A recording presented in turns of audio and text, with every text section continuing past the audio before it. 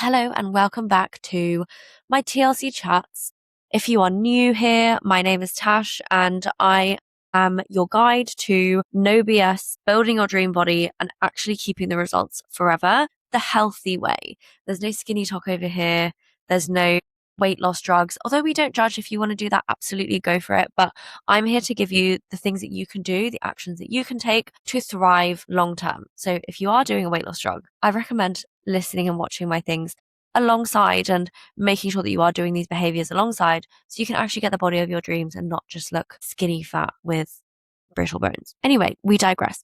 But if you like my vibe, if you enjoy my videos, if you enjoy listening to the podcast and you find it useful, please do subscribe, please follow, please share this with your friends if you think they will benefit from it. And I really, really appreciate that because I obviously have like 10 followers and we'd like to grow it. But today I really want to cover the topic of why you might not be seeing results when you're lifting weights. Maybe you've been lifting weights consistently for the past, 1 year, 2 years, and you're not seeing the results that you thought that you'd see. You're not seeing the muscle gain that you wanted to see.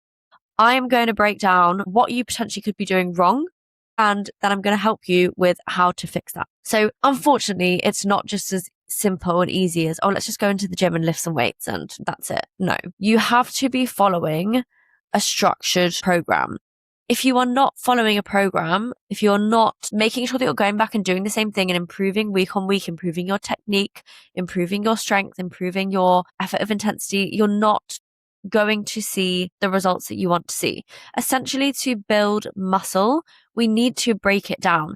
We actually have to destroy the muscle, which sounds really weird, before it then builds. We have to break it so it can rebuild and rebuild bigger and stronger. So if you are not getting to the point where you're breaking that muscle down, you're not going to build muscle. And unfortunately, or it's very like a good thing that our bodies do adapt to stimulus, but it just means that if we're going in and we're not pushing ourselves hard enough, if we're just doing the motions, lifting a 2 kg bicep curl, we're not going to see the results that we want to see because we're no longer challenging our bodies enough, which is why it's really important to follow a program and make sure that you are progressing and you're getting stronger and you're lifting heavy, increasing your reps, because otherwise your body's going to adapt to the stimulus. You're not going to elicit that muscle damage when you go in and train, and you're not going to see the results that you want. So it is really, really important that you follow a program and you progress on that. And we can't see progress, or we don't know if we're progressing. We don't know if we're progressing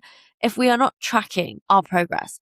So this is essential. It's all well and good just to follow a program and do the same thing each week, but how do you know if you're getting stronger? And I promise you, you're not going to keep it in your head. You will forget. You will forget. It's as simple as that. So you must make sure that you are tracking your progress. Also, if we look back at what we did the week prior, we're feeling quite weak that day and we think, oh, I don't know if I have that in me.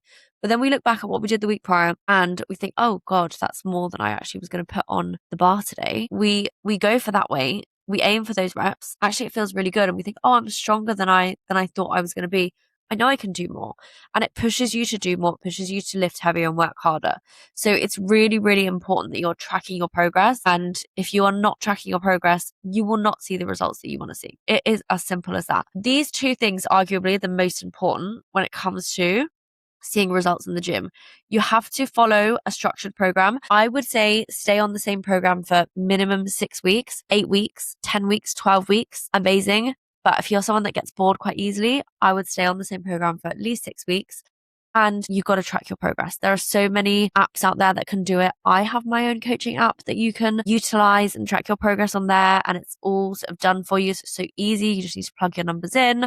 If you want to join that, the link is in the bio. But there are so many other things that you can do. Like you can literally just get a pen and paper, notes in your phone, like just keep it simple. As long as you're following something and you're tracking your progress and you're making sure that you are getting better and better each week, you're going to see really good progress. Something else that is probably holding you back from seeing progress, and I'm sure I'm guilty of this. I'm sure that every single person watching this, all one of you, is going to be guilty of this, is actually not lifting heavy enough. And most of us don't. Our mind gives up far before our bodies do. And most of us will just not be lifting as heavy as we need to be lifting because we are afraid of getting bulky, or we think, oh, this feels a little bit hard. It feels a little bit uncomfortable. I better stop here. Or you've been programmed a certain rep range by your coach and you think, oh, okay, I just need to hit that. That's not enough. If you are not actually lifting heavy enough, to elicit that muscle damage, that muscle breakdown that I mentioned, we're not going to see growth. You need to make sure that you are challenging your body, you're lifting heavy enough weights to actually see change. Change is not going to come from being in your comfort zone. So if you find something quite easy, or if you think you're maybe like afraid to lift any more than you're currently lifting, I hate to break it to you, but you're probably not doing enough work and you're not going to see the results that you want to see. So make sure that you're lifting heavy enough. And I want you to know you are so much freaking stronger than you think you are. A really great guideline that I love to give to all of my clients, my female clients, when it comes to aiming for specific strength goals. Also, I think it's so important to have strength goals. And if you don't have strength goals, you're probably not going to see progress as fast as you want to see it. Side tangent. But these strength goals are really, really going to help you realize your true potential, realize how strong you are. So for a baseline, for any girl, any woman that really wants to make sure they're lifting heavy enough, they want to be strong, I would suggest the following. You want to be able to barbell squat at least your body weight. You want to be able to do at least 3 pull-ups. You want to be able to do at least 10 push-ups, and you want to be able to deadlift at least 1.5 times your body weight. Those are really, really good sort of initial baseline numbers to aim for. If you are just starting out, if you think, I don't know what to aim for, like I don't really know what I should be lifting or how strong I should be or what I should be going for, those are some really, really good solid foundations. If you can squat your body weight, if you can do pull-ups, if you can do push-ups, if you can deadlift 1.5 times your body weight, you are absolutely flying, and that is what you should be aiming for. And then from there, the progression of strength really comes down to more so your intensity from then on and how you're progressing from there. Are you just using enough intensity for when you're training? Which brings me on to my next point is a lot of people might just not push enough intensity. Maybe you're someone that's hit those strength goals already, but you're kind of plateauing there and you maybe find that quite easy. Maybe you can squat 6 reps at your body weight and you just leave it there and you don't do any more, when actually, in actual fact, you're probably strong enough to do 10 or 12, but you're just holding yourself back because you're not pushing enough intensity. You're not really experiencing true failure when it comes to lifting. If we do not have the intensity in our training, we are not going to see the results that we want to see. We need to make sure we're taking our lifts close to failure, if not failure. It really depends on what you're doing. Obviously, we need to be safe. So if you're doing anything with a barbell, like a squat, heavy barbells on your back, a deadlift where potentially if we go too heavy, we might be at risk of injury, reverse lunges with a barbell, anything free weights where you're not supported, where you could potentially injure yourself easier, I would say leaving 1 to 2 reps in the tank is fine. But any machine-based work, freaking go for it. Like, go for failure. It doesn't matter if you don't get that next rep up because you're in a safe position. You just stop and you're completely fine. Obviously, if you're at the bottom of a squat and you can't get the bar back up, it might crush you. So we don't want to do that. We need to be safe with that. We need to be realistic with our barbell work. But if you're on a stable machine, absolutely go for gold. If you can't get a leg extension up, what's the worst that can happen? You just bring your legs back down to start position. So really, really, we need to get comfortable with pushing that intensity and pushing close to failure. Something I love to get my clients to do is get them to ask themselves on their last programmed rep, can I do one more? If the answer is yes, do one more. Then again, can I do one more? If the answer continues to be yes, keep going for God's sake until you cannot do any more. That is really, really, honestly, that's such a small thing that makes such a big difference. And it's been absolutely game changing for my clients and them seeing results, because a lot of the times our mind will give up before our bodies do. And we need to push ourselves and we need to keep going. We need to get out of our comfort zone or we are not going to grow. Nothing ever grows in a comfort zone. We want big glutes. We want nice shoulders. We want good quads. We got to push to failure. We got to get comfortable with knowing that actually failure is where we grow. Failure is how we grow. Something that I really like to use with my clients is the RIR scale. So when I program reps, I always program rep ranges. So we'll do anything between so let's say, for example, if it's a hypertrophy program, we're doing between 6 and 12 reps. I will give them that range. It seems like quite a wide rep range.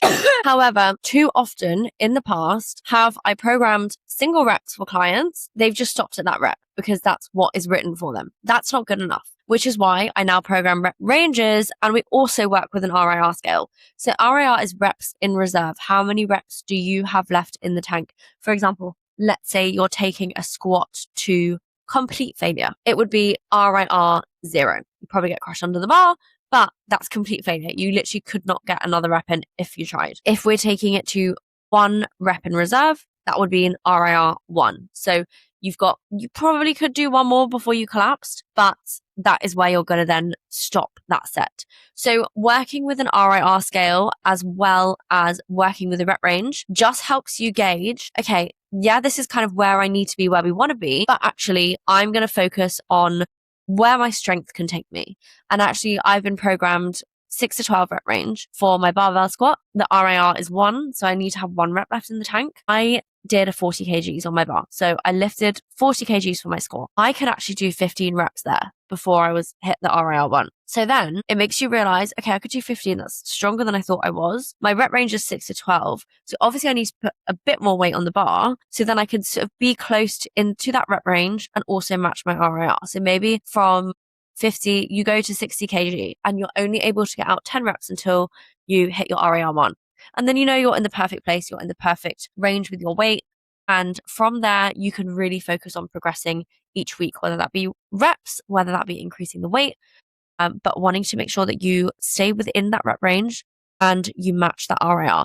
I always think of, especially that first working set, as a bit of it's a true working set, but it's a bit of a gauge of where you can be as well. So if you get that 15 and you're aiming for 6 to 12, for the next 2 working sets or 3 working sets, you're going to bring the weight up and you're going to see if you can push that much harder, but you might not get as many reps out. And we don't want to be seeing the rep range or the reps and the weight be the same across an entire working set, right? So if you've got let's say you've got a 60 kg squat and you're at the RIR 1, you've done 10 reps. Maybe next set you can only get 9 out, but that's okay because you're really pushing yourself to close to failure. You're getting that intensity.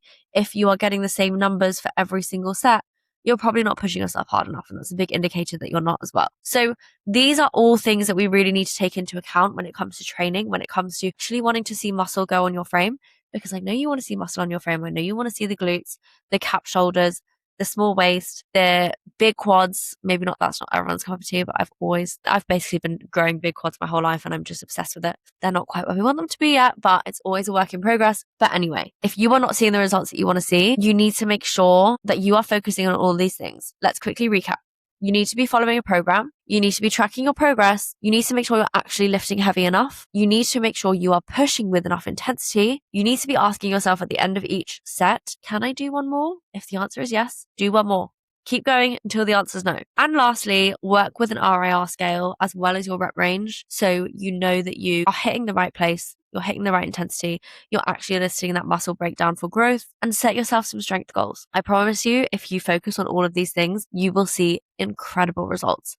And if you do need a bit of guidance, if you want help, if you just want somewhere that you can go and follow a program and not have to think about it and track your progress and make sure that you're doing everything right, you're checking all those boxes to see those results without having to really use any brain power, that is what I'm here for. Come and join the Transform Club, which is my group coaching. It is only £25 a week and it's group coaching, but it's really more one-to-one. Like, you get so much of me and it will be the best £25 a week you've ever spent. One less delivery. Work with me. Join the Transform Club. So I will leave the link for that in the show notes. And I appreciate you watching this. I hope you found this helpful. Please, as I said, share it with your friends. If you enjoy the content, please follow, please subscribe, leave me a comment, love, hate, I don't mind, whatever is going to boost our algorithm and help me grow. I thank you for leaving a comment and I will see you in the next one.